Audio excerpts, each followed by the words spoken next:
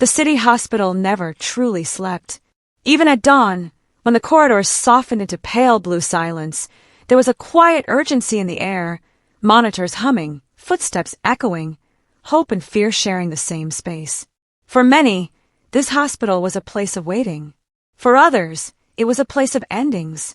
And for some, unexpectedly, it became the beginning of something they never planned. Everyone knew Dr. Ayan Malik. He was known as the coldest man in the hospital. Not because he lacked skill, no, he was brilliant.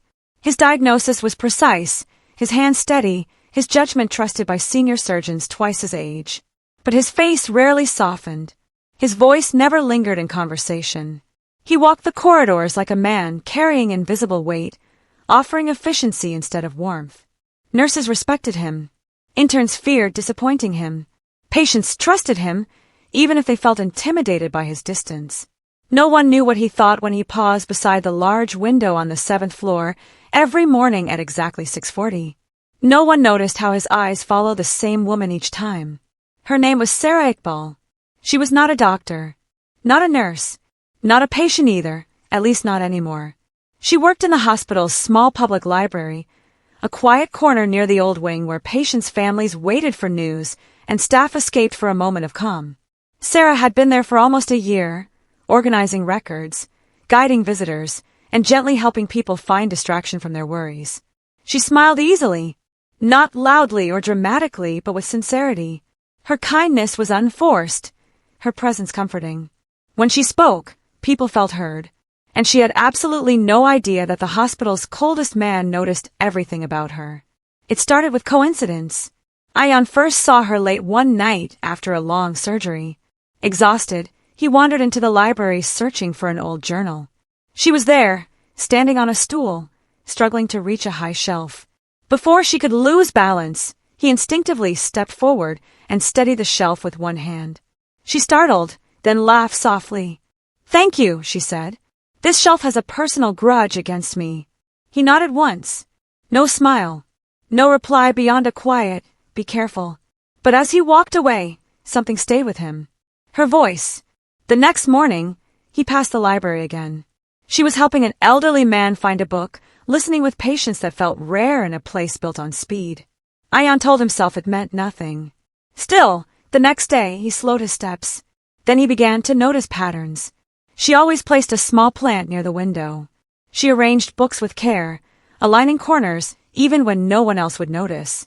She left handwritten notes inside return books, short messages like, "I hope this helped you rest," or, "May today be easier than yesterday." Those notes stayed with him longer than he expected. Ayan had not written anything personal in years. His life was measured in reports and charts. Emotion had been something he learned to lock away after too many losses, after nights when effort had not been enough. Yet one evening, standing alone in the on-call room, he picked up a pen. He didn't know why. On a small piece of paper, he wrote, "Some days are heavy. Thank you for making this place feel lighter." He didn't sign it. The next morning, before rounds, he slipped the note between the pages of a book on the library counter and walked away, heart beating faster than it ever had in surgery. Sarah found it an hour later. She frowned slightly, reading it twice. Then she smiled. She looked around, half expecting someone to be watching, but the library was empty.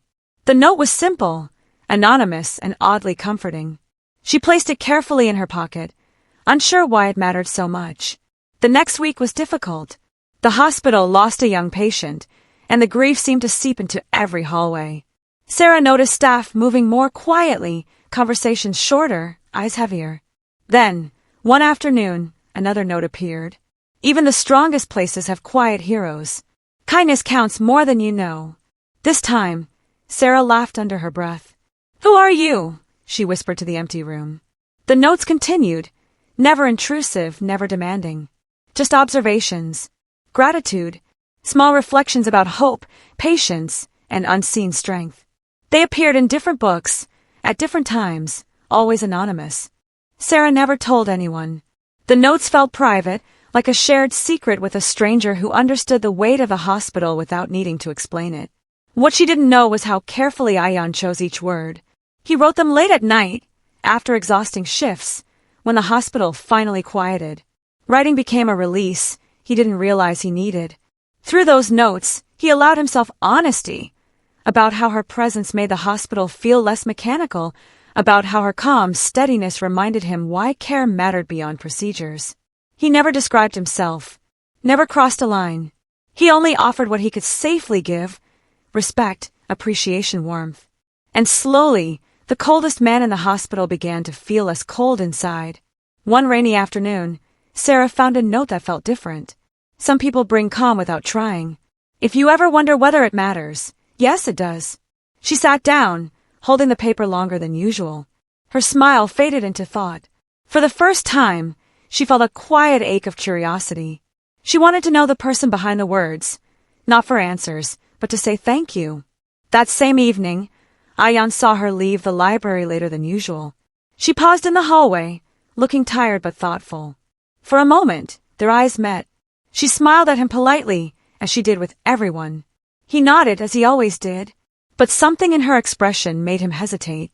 The next note he wrote was the hardest. I don't expect anything. I just hope these words never felt like an intrusion. The next day, Sarah waited by the library counter longer than usual. When she found the note, her response surprised even herself. She took a small card, wrote carefully, and placed it inside the same book. They never were. Whoever you are, thank you.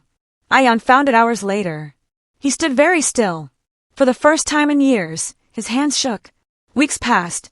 The notes continued, but now they formed a quiet conversation, still anonymous, still respectful. They spoke about resilience, about finding meaning in unnoticed moments. Never about names. Never about expectations. Until the day the hospital faced an emergency that pushed everyone to their limits. A massive accident flooded the emergency ward. Doctors worked without pause.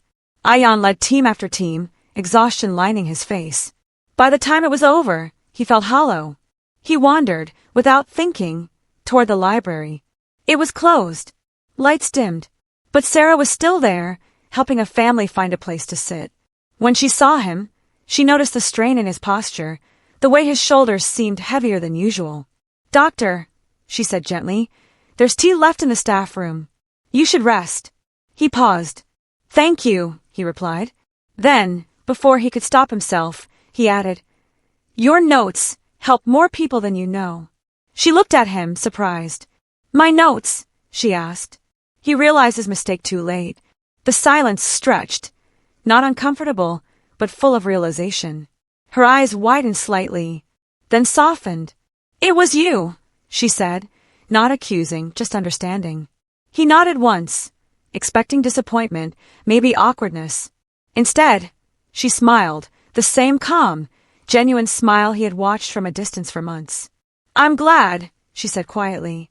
I always imagined someone kind. For a moment, the hospital noise faded. No declarations followed. No sudden closeness. Just two people standing in shared understanding. After that, things changed gently. They spoke sometimes, about books, about long shifts, about quiet mornings. Always within boundaries. Always respectful. Trust grew naturally, like light returning after a storm. The coldest man in the hospital was still serious, still focused. But those who looked closely noticed something new, a softer patience, a warmth in his eyes when he passed the library. And Sarah still found notes sometimes. They weren't anonymous anymore, but they were still written with the same care. In a place built on urgency, they found something rare, connection without demand, affection without pressure, and love that grew from kindness rather than expectation. And neither of them ever forgot how it began, with words quietly placed, and a heart brave enough to feel again.